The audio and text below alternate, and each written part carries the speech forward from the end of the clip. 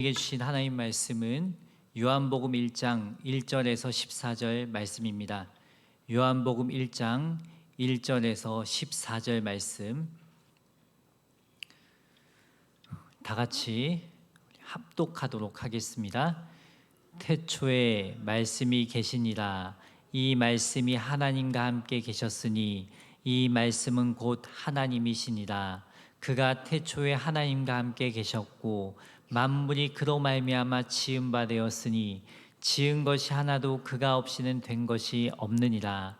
그 안에 생명이 있었으니 이 생명은 사람들의 빛이라.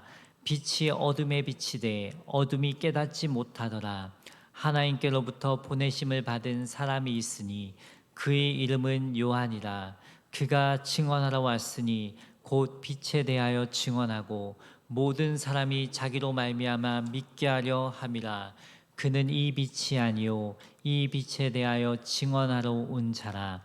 참빛 곧 세상에 와서 각 사람에게 비추는 빛이 있었나니 그가 세상에 계셨으며 세상은 그로 말미암아 지은 바 되었으되 세상이 그를 알지 못하였고 자기 땅에 오매 자기 백성이 영접하지 아니하였으나 영접하는 자 곧 그 이름을 믿는 자들에게는 하나님의 자녀가 되는 권세를 주셨으니 이는 혈통으로나 육정으로나 사람의 뜻으로 나지 아니하고 오직 하나님께로부터 난 자들이니라. 말씀이 육신이 되어 우리 가운데 거하심에 우리가 그의 영광을 보니 아버지의 독생자의 영광이요 은혜와 진리가 충만하더라. 아멘. 오늘 말씀 제목은 예수님은 나의 소망입니다. 지난달에 제가 가족들과 여수에 다녀왔습니다. 예전부터 생각한 것이지만 여수에 가게 되면 꼭 그 여수 애양원에 가봐야겠다라는 생각을 했어요. 여수 애양원은 손양원 목사님께서 목회를 하시며 나은 자들을 돌보셨던 곳입니다. 그래서 여수에서 가족들과 좋은 시간을 보내고 이제 마지막으로 애양원에 갔어요. 다 둘러보지는 못해서 아쉬웠지만 손양원 목사님 순교 기념관에서 그분의 생애와 글들을 보게 되었습니다. 손양원 목사님을 기념하는 글들을 보다가 가슴이 뜨거워졌어요. 참으로 주님을 따르는 제자의 길을 걸어야 하는데 나는 주님께서 가신 그 길을 걷고 있는가 잠시 생각하는 시간을 가졌습니다. 그 글 가운데 특별히 와닿는 글이 있어서 읽어드리겠습니다. 당신은 이미 땅의 사람이 아니었습니다. 오늘 당신을 말하는 것은 너무 부끄러워 오히려 누가 됩니다. 저는 이 글에 대해 깊이 생각해 봤어요. 그러면서 스치는 생각들이 있었어요. 손양원 목사님은 이 땅에서 하나님 나라를 누리며 살았구나. 누구도 꺼려하는 나환 자를 돌보는 일을 하셨고 옥고를 치르면서도 끝까지 십자가의 길을 걸으신 그분의 삶은 누구나 걸을 수 없는 좁은 길이었습니다. 하지만 영원한 것에 소망을 두고 살았던 목사님이셨기에 묵묵히 그 길을 걸으셨다는 생각을 했어요. 그런데요, 저 같은 사람이 손양원 목사님에 대해서 말하는 것은 너무 부끄러워 오히려 누가 될 수 있다는 것입니다. 정말 저희 삶을 되돌아볼 때 과연 주님을 따르는 좁은 길을 걷고 있는가? 영원한 것에 소망을 두고 살고 있는가? 스스로에게 질문해 볼 때 저가 목회자라는 게 예수님께 누가 되지 않을까 생각해 보게 됩니다. 저와 여러분은 이 땅을 살아가면서 무엇에 연연하며 살고 있습니까? 정말 영원한 것에 소망을 두고 살고 있습니까? 아니면 땅의 것에 얽매여 살고 있습니까? 한때 테니스 세계 정상을 차지했었던 보리스 베커는 다음과 같이 말했습니다. 윈블던에서 2번이나 우승을 했습니다. 그중 한 번은 17세의 어린 나이에 우승을 차지했습니다. 이 기록은 지금까지도 깨지지 않습니다. 나는 부자였습니다. 필요한 모든 물질을 소유했지만 아주 불행했습니다. 제 마음에는 평화가 없었습니다. 저는 줄에 매달린 꼭두각시였습니다. 이런 공허감을 느끼는 사람은 그만이 아닙니다. 유명한 소설을 쓴 한 작가는 소년 시절에 알았어야 했던 것이 무엇이었느냐라는 질문에 정상에 도달해 봐야 아무것도 없다는 사실을 알았어야 했다라고 대답했다고 합니다. 정상에 도달하는 건 누구에게나 좋은 일입니다. 그런데 무엇이 부족했을까요? 사람이 명예를 얻고 물질을 많이 소유하고도 여전히 만족이 없다면 도대체 무엇이 문제일까요? 그것은 바로 하나님과의 관계가 바로 서 있지 않기 때문입니다. 창조주께서는 인간에게 오직 그분만이 채워주실 수 있는 영혼의 빈자리를 만들어 놓으셨습니다. 우리가 주 예수 그리스도와 개인적인 관계를 맺을 때 주님께서는 이 빈자리를 채워주십니다. 성공을 했든 안 했든 누구든지 이 부족한 것을 채울 수 있는 길은 하나님의 은혜로 예수님을 믿고 영접하는 길뿐입니다. 그래서 우리는 세상 속에서 소망을 찾는 것이 아닌 예수님께 찾아야 합니다. 예수님만이 우리의 유일한 소망 되신 줄 믿습니다. 그렇다면 우리가 소망해야 할 분 예수님은 누구십니까? 첫째로 예수님은 영원히 함께 하시는 분이십니다. 성경을 처음 대한 중국의 한 시인이 창세기 1장 1절을 읽고 감동을 받아 바로 그리스도인이 되었다고 합니다. 태초에 하나님이 천지를 창조하시니라. 인류 역사의 처음 비밀을 밝히는 장엄하고도 위대한 선언입니다. 성경 첫 구절에서의 태초는 시간의 시작을 알리는 선언입니다. 요한복음 1장 1절도 태초에 말씀이 계시니라. 이 말씀이 하나님과 함께 계셨으니 이 말씀은 곧 하나님이시니라. 여기서 말씀은 예수님을 지칭합니다. 예수님께서는 태초부터 하나님과 함께 계셨고 하나님과 모든 것을 함께 하셨습니다. 예수님은 태초부터 곧 세상이 창조되기 이전부터 계신 분이라는 것입니다. 더 놀라운 것은 영원히 계시기만 한 분이 아니라는 것입니다. 우리가 잘 아는 말씀 요한복음 3장 16절 우리 다 같이 함께 읽겠습니다. 하나님이 세상을 이처럼 사랑하사 독생자를 주셨으니 이는 그를 믿는 자마다 멸망하지 않고 영생을 얻게 하려 하심이라. 아멘. 하나님이 세상을 이처럼 사랑했다고 합니다. 이 말씀의 원문의 순서는 사랑하셨다 하나님이 세상을 이라고 되어 있습니다. 그분의 사랑을 지극히 강조한 문장입니다. 여기서 사용된 헬라어 에가페세는 시작 시점이 분명하지 않지만 그 상태가 지금까지 계속된다는 것을 뜻합니다. 그러므로 하나님이 세상을 사랑하셨다의 에가페세는 하나님이 언제부터인가 사람들을 사랑하기 시작하셔서 지금까지 변함없이 사랑하신다는 뜻입니다. 아니, 영혼까지 사랑하신다는 뜻입니다. 그 사랑을 보여주시기에 이 땅에 오신 분이 예수님이십니다. 그래서 우리는 그 예수님을 아는 순간, 예수님의 그 사랑을 아는 순간 우리는 그 예수님께만 소망을 두고 살 수밖에 없는 존재입니다. 그 예수님께서 이 땅에 오실 때 임마누엘이라는 이름으로 오셨어요. 그 이름의 뜻은 하나님이 우리와 함께 계시다라는 뜻입니다.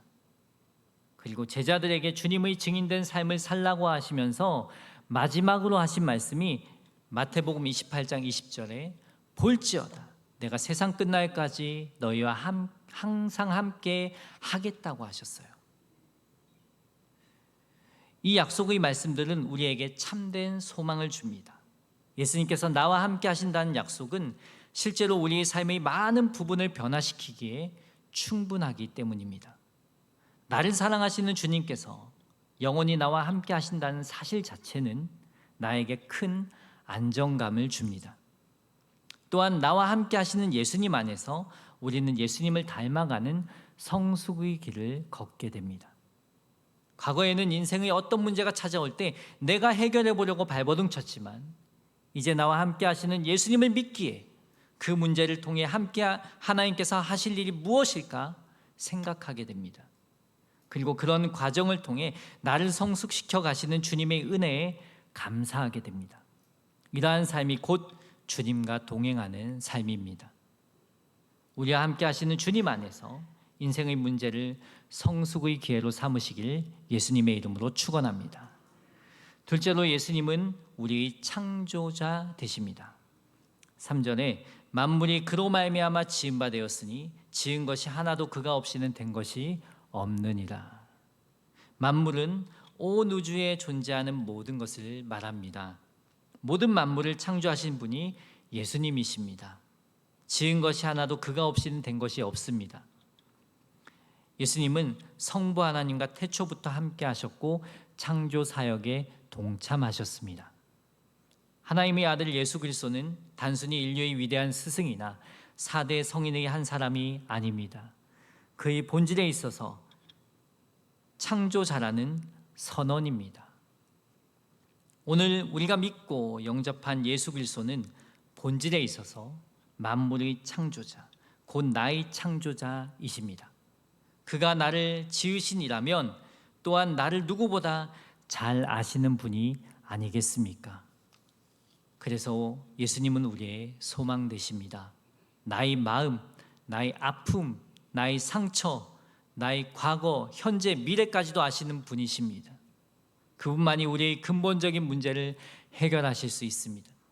누구든지 예수님께 나아가면 우리의 모든 눈물을 닦아 주십니다.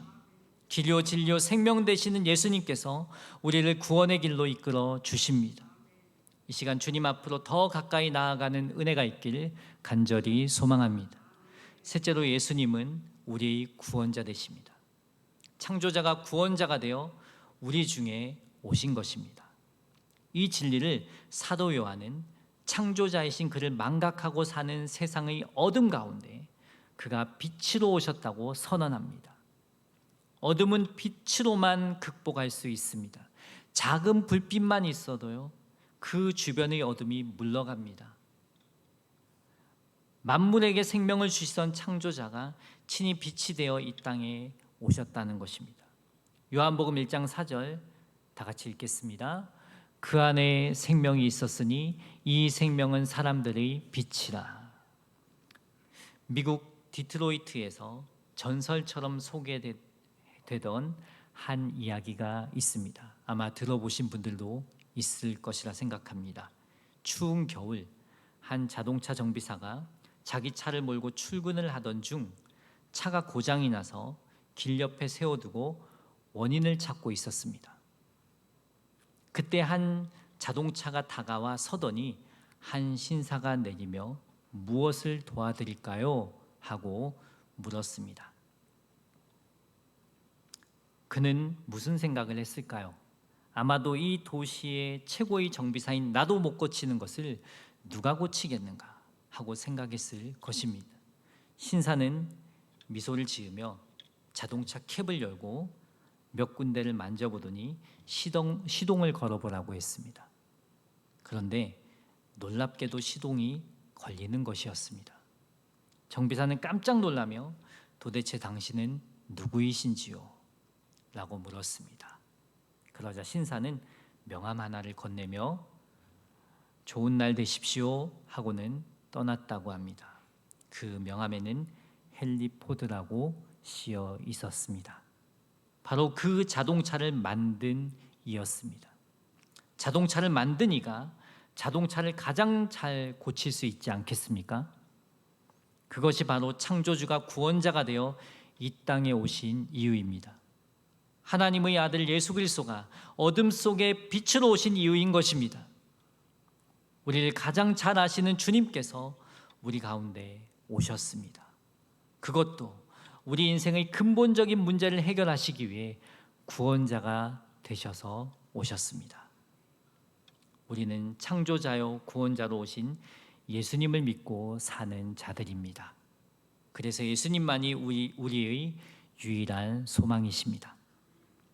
하지만 다른 것에 소망을 두고 사는 사람들이 교회 밖에만 있는 것이 아니라 교회 안에도 있다는 것입니다. 그것이 현실입니다. 이 시간 우리의 신앙을 점검해 봅시다. 나는 예수님을 내 마음의 구원자와 주인으로 영접했는가? 나의 믿음은 참된 믿음인가? 그 다음 이어지는 말씀은 예수님을 영접해야 할 사람들의 반응이 나옵니다. 9절 다 같이 읽어보겠습니다. 참빛 곧 세상에 와서 각 사람에게 비추는 빛이 있었나니. 예수님은 오늘도 어두운 세상 가운데 빛을 비추십니다.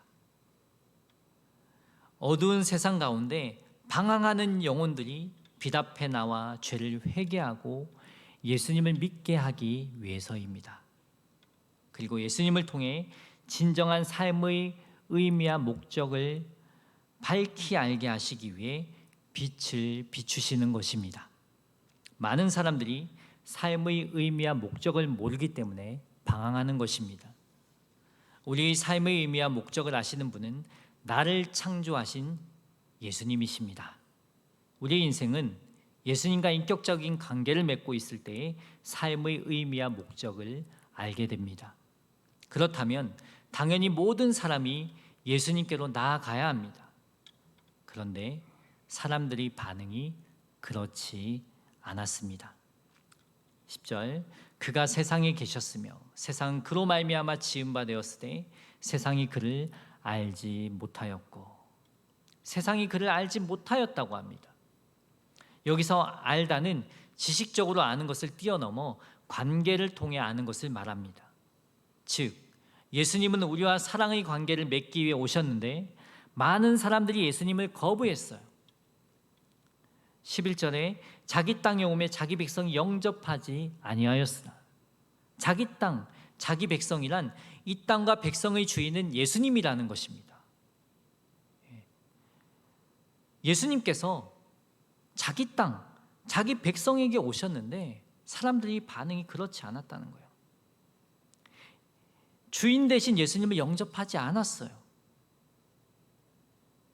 세상의 많은 사람들이 예수님을 알고 믿기를 거부했다는 것입니다. 왜냐하면 그들은 빛보다 어둠을 사랑했거든요. 빛 앞에 자기들이 죄악이 드러나는 것을 원치 않았어요. 그래서 예수님과 관계 맺기를 거부하였던 것입니다. 그런데 계속 거부하는 것입니다. 그런 사람들이 많이 있다는 것입니다. 누구나 한 번쯤은 복음을 들을 기회가 있었을 것입니다. 그들의 반응은 다양합니다. 그동안 즐기던 거 다 끊고 살아야 하는 거 아니야? 예수 믿고 살면 인생이 뭐가 재미있어? 그냥 남에게 피해 안 주고 살면 되는 거지. 그런 반응을 보이더라도 우리는 그들에게 다가가야 합니다. 입술로 삶으로 복음을 전해야 합니다. 하나님께서는 복음을 전하는 우리를 통해서 일하십니다. 은혜를 주십니다. 하지만 복음을 듣는 사람이 복음을 받아들일 수도 있고 거절할 수도 있어요. 기본적으로 우리에게 자유의지를 주셨어요. 그래서 예수님을 믿기로 선택하고 받아들이는 것은 복음을 듣는 사람의 몫입니다. 그래서 상대방의 반응에 두려워하지 마시고 복음을 전하는 사명에 충성하면 됩니다. 알고 보면 세상 사람들의 삶에 재미도 있고 쾌락도 있지만 행복은 없습니다. 자신이 행복하다고 말하기도 하지만 진정한 행복을 모르기 때문에 그렇습니다. 어린이가 하루 종일 게임하는 것이 행복이라고 말할지 모르지만 그것이 진정한 행복이 될 수 없는 것과 마찬가지입니다. 그러므로 그리스도인들은 이들에게 진정한 행복이 무엇인지를 보여줄 책임이 있습니다. 하나님과 더불어 살고 하나님의 백성들과 더불어 사는 행복한 모습을 보여주어야 합니다. 그래서 우리가 목장 모임 가운데 VIP를 초청하는 것입니다. 이 목장 공동체가 사랑의 공동체, 또 세상과 보기에도 정말 따뜻한 공동체가 된다면 그 목장을 통해서 VIP가 전도되는 것입니다. 아, 여기에 참된 행복이 있구나. 그것을 우리가 목장을 통해서 알려줄 수 있는 것입니다. 이럴 때 그들이 마음속에 잠재되어 있는 진정한 행복에 대한 갈망이 깨어나 예수님을 찾게 될 것입니다. 하나님께서는 지금도 한 영혼이라도 더 주님 앞으로 돌아오길 우리보다 더 원하십니다. 인생의 참된 소망 되신 예수님을 받아들이시길 원하십니다. 그래서 우리에게 뚜렷한 약속의 말씀을 주셨습니다. 12절 말씀 함께 읽어보겠습니다. 영접하는 자, 곧 그 이름을 믿는 자들에게는 하나님의 자녀가 되는 권세를 주셨으니. 누구든지 예수님을 나의 구원자요 주인으로 영접하기만 하면, 그 이름을 믿기만 하면 하나님의 자녀가 되는 권세를 주시겠다고 약속하셨어요. 그래서 VIP를 예수 영접 모임에 참석시키는 건 너무나도 중요합니다. 저와 여러분이 이 자리에 있는 것도 이 약속의 말씀이 이루어졌기 때문입니다. 이 얼마나 놀라운 은혜입니까? 13절, 이는 혈통으로나 육정으로나 사람의 뜻으로 나지 아니하고 오직 하나님께로부터 난 자들이니라. 우리가 하나님의 자녀가 된 것은 인간적인 방법이 아니라 하나님의 전적인 은혜로 된 것입니다. 하나님께서 우리를 자녀로 삼아 주신다는 것은 하나님께서 우리 친아버지가 되어 주심을 뜻합니다. 친아버지란 대체 어떤 존재입니까? 저에게는 사랑하는 두 딸이 있습니다. 온유 주엘이가 원하는 것이 있으면 그것이 해가 되거나 나쁜 것이 아닌 이상 들어주려고 합니다. 집에서 놀다가 높은 곳에 있는 장난감을 꺼내달라고 하면 꺼내줍니다. 하고 싶은 것이 있다면 할 수 있도록 도와줍니다. 지난 화요일에 장대비가 쏟아지는 날, 주엘이 피아노 학원 끝나는 시간이 되어서 학원에 갔어요. 아직 피아노 수업이 안 끝나서 밖에서 기다리고 있었습니다. 드디어 수업을 마친 주엘이가 나오기 시작했어요. 우산을 쓰고 집으로 가려고 하는데, 아빠, 나 떡볶이 먹고 싶어. 비는 오고 그날따라 들고 갈 짐도 있어서, 주엘아, 그러면 학원 계단 쪽에서 기다리고 있어. 아빠가 집에다가 짐을 놔두고 올게.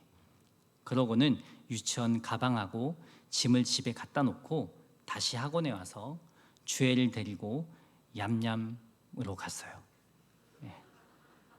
그런데 갑자기 마음이 바뀌었는지 콜팝을 먹겠다고 하는 거예요.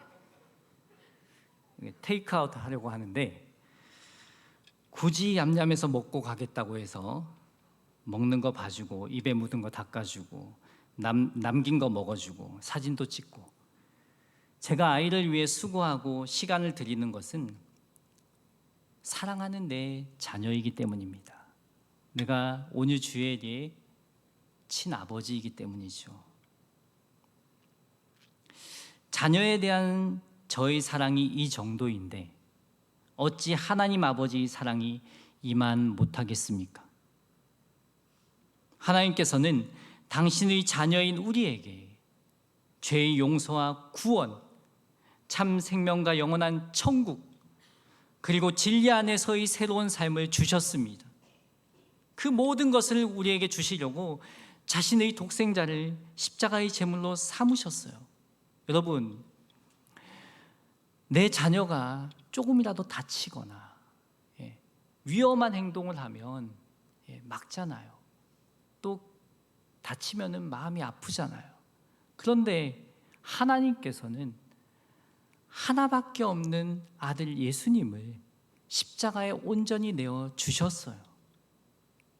십자가의 고통을 당하게 놔두셨어요. 죽기까지 우리에게 주님의 사랑이 무엇인지 보여주셨습니다. 하나님의 이 엄청난 사랑 앞에서 자녀에 대한 우리의 사랑을 사랑이라 부르기조차 민망할 뿐입니다. 마태복음 7장 9절에서 11절 같이 읽어보겠습니다. 너희 중에 누가 아들이 떡을 달라 하는데 돌을 주며 생선을 달라 하는데 뱀을 줄 사람이 있겠느냐? 너희가 악한 자라도 좋은 것으로 자식에게 줄 줄 알거든 하물며 하늘 아버지께서 구한 자에게 좋은 것으로 주시지 않겠느냐?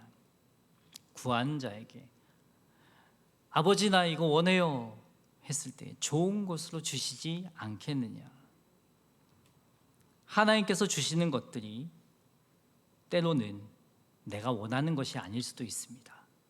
아픔과 고통 그리고 눈물처럼 여겨질 수 있습니다. 그러나 그것은 피조물의 이기심에 젖어 있는 우리의 착각일 뿐입니다. 하나님께서 주시는 모든 것의 본질은 언제나 더 좋은 것으로의 귀결입니다. 하나님께서는 우리를 자녀 삼아 주신 우리 아버지이시기 때문입니다. 그래서 우리 인생에 여러 가지 일이 찾아올 수 있지만 우리는 나를 가장 좋은 길로 인도하시는 하나님 아버지를 신뢰해야 합니다.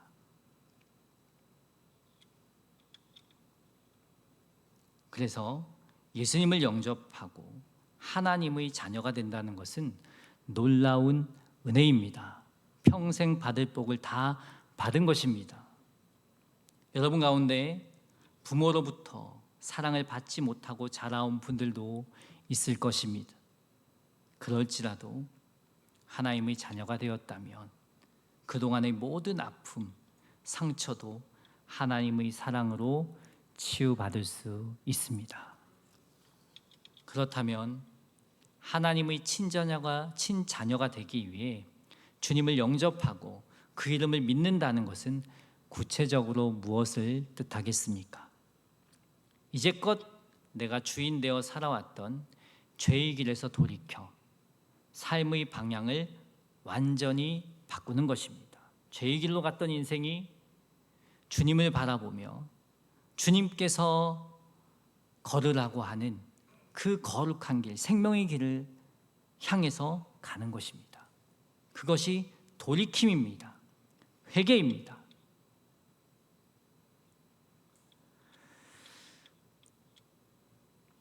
즉, 내 인생의 주인이 더 이상 내가 되는 것이 아니라 예수님이 되는 것입니다. 이것이 회개라는 거예요. 이제 내 인생 내 마음대로 살지 않겠습니다. 하나님의 뜻대로 살겠습니다. 제가 처음으로 하나님을 인격적으로 만난 날, 그날 하나님께서 저희 입술을 열어서 주신 찬양이 있습니다. 그 찬양은 내 주여 뜻대로라는 찬양입니다. 평소에 많이 불러보지 않았던 찬양이에요. 내 주여 뜻대로 행하시옵소서. 살든지 죽든지 뜻대로 하소서. 딱 이만큼만 부르게 하셨어요. 내 인생 내 마음대로 살아서는 안 되겠구나. 하나님의 뜻대로 살아야 하는구나 라는 것을 깊이 알게 하셨습니다. 이처럼 우리가 처음 하나님을 인격적으로 만난 날, 주님의 십자가 사랑 앞에 자신의 죄를 회개하고 예수님을 나의 구원자, 주인으로 믿고 영접하게 됩니다. 이제 나의 인생은 더 이상 나의 인생이 아니라 예수님의 인생임을 우리가 믿고 고백하게 된다는 것입니다. 이렇게 하나님의 자녀가 된 자들은 하나님의 사랑을 받는 특권을 누립니다. 동시에 삶의 변화가 일어납니다. 삶 속에서 어떻게 하면 하나님께 기쁨이 되는 삶을 살 수 있을까 생각하게 됩니다. 과거에 좋던 것을 하나씩 정리하게 되고 하나님이 사랑받는 자녀답게 살기를 소원합니다. 우리 안에 계신 예수님께서 주시는 소원입니다. 왜 예수님은 이러한 소원을 주실까요? 14절 말씀 다 같이 읽어보겠습니다. 말씀이 육신이 되어 우리 가운데 거하심에 우리가 그의 영광을 보니 아버지의 독생자의 영광이요 은혜와 진리가 충만하더라. 은혜와 진리가 충만하다는 것은 은혜와 진리가 차고 넘치는 것을 말합니다. 우리는 하나님의 전적인 은혜로 구원받았습니다. 또 구원받은 하나님의 자녀로서 특권을 누립니다. 또 하나님께 사랑받는 자녀로서 자녀된 본분을 다하게 된다는 거죠. 왜냐하면 예수님은 진리이기 때문입니다.